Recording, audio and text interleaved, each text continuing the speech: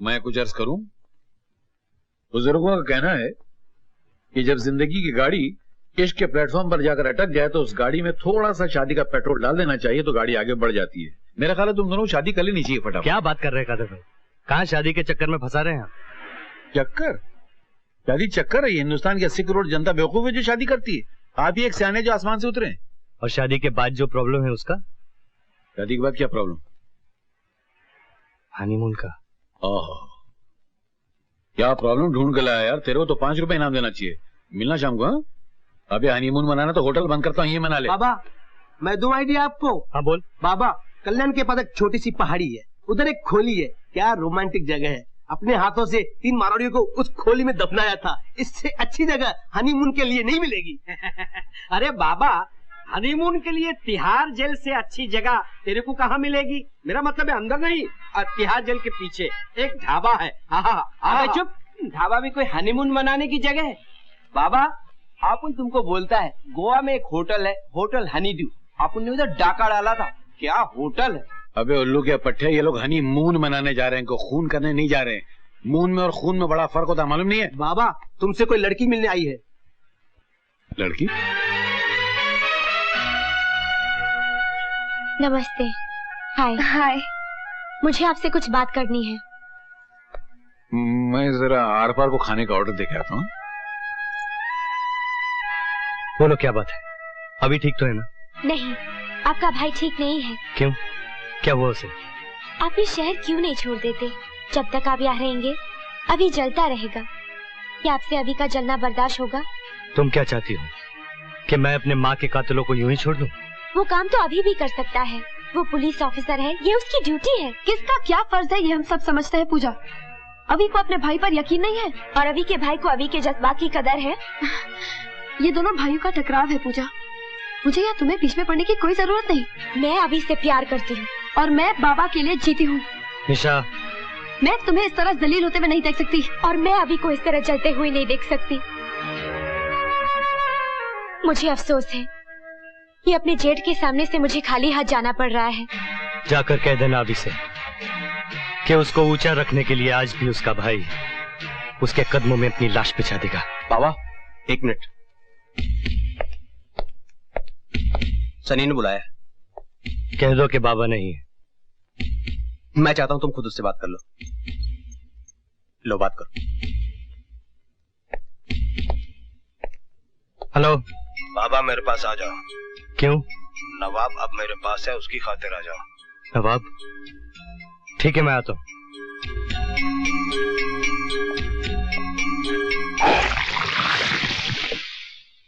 कैसी लगी हमारी ये छोटी सी दुनिया? किस लिए बुलाया मुझे? देखो बाबा, हमारी तुम्हारी कोई जाती दुश्मनी नहीं है। हालांकि तुम्हारा ये दोस्त हमें उल्लू का पट्टा, कुत्ते की औलाद, कमीना, न जाने किन किन प्यारे शब्दों से पुकारता था, याद है ना? लेकिन बाबा मैं ये सब बातें भूलने के लिए तैयार हूं, क्योंकि मैं एक बिजनेसमैन हूं और आज मुझे तुम दोनों की जरूरत है। क्यों, क्या बात है? बाबा तुम सोना हो और तुम्हारा ये दोस्त चांदी, और तुम दोनों मिलकर हीरों की खान हो। बाबा जाली नोटों के धंधे में मेरा काफी नुकसान हो गया है।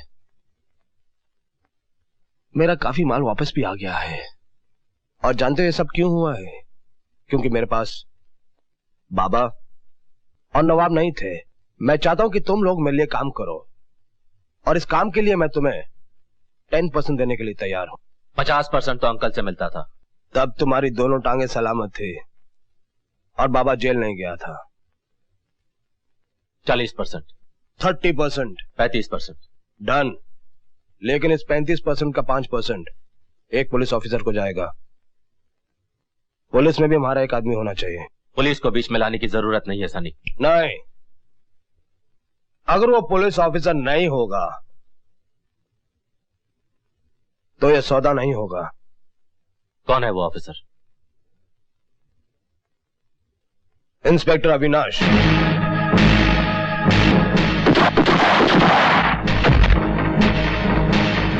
अगर मेरे भाई का नाम अपनी जबान से निकाला तो मैं तेरी जान ले लूंगा। कपड़े बदलकर और सोने की चेन पहनकर एक ड्राइवर डॉन नहीं बन जाता, समझा?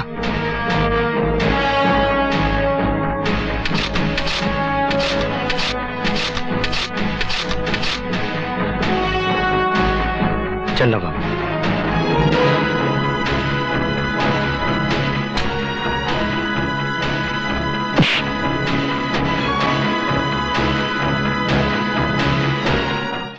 तू माना क्यों नहीं यार? सौदा कोई बुरा नहीं था। साले को आज नहीं तो कल 35 के 50 करने ही पड़ते।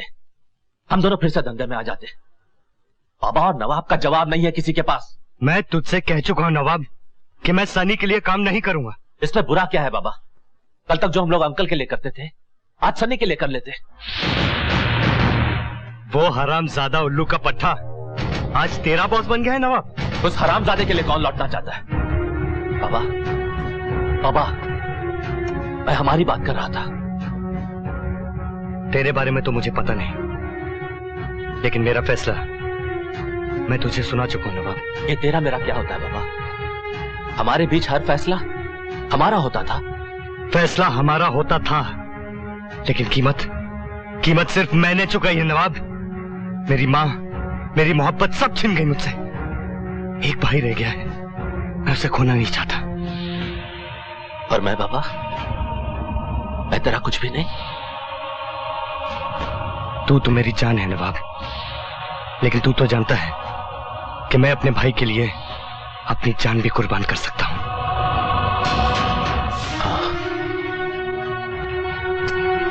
कहां जा रहा है नवाब?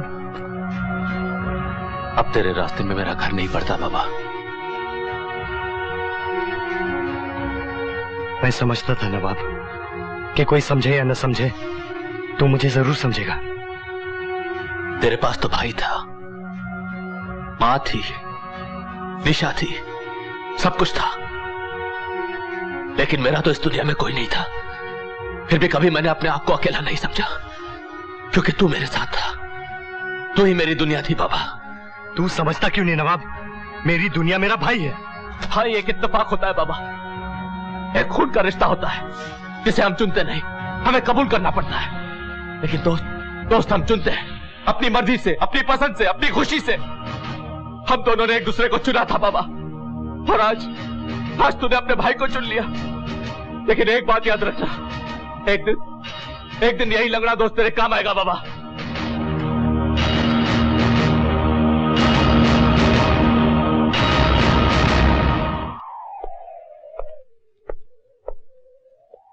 मुझे क्यों बुलाया?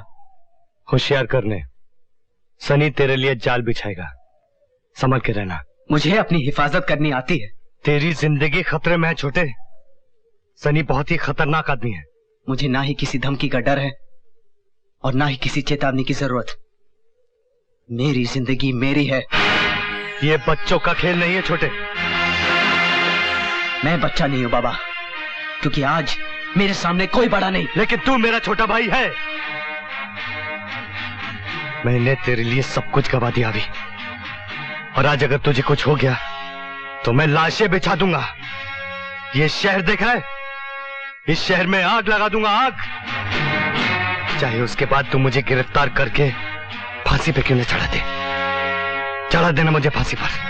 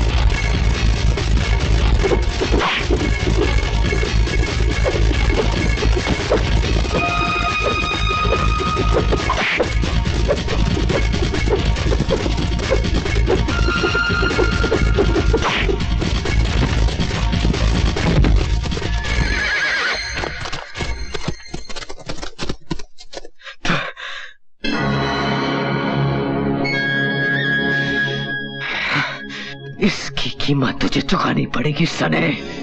कीमत? तेरा भाई मेरे आदमियों के सामने मुझे जलील करके चला गया और तू भी मुझे बहुत परेशान कर रहा है। कीमत तो तेरे को चुकानी पड़ेगी ना।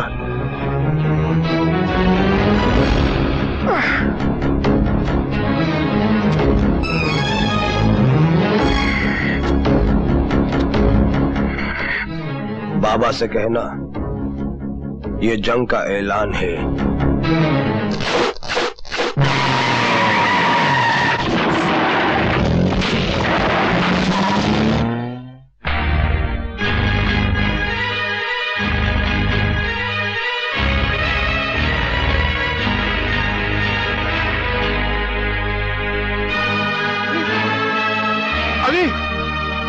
अभी क्या हो गया इसको? अभी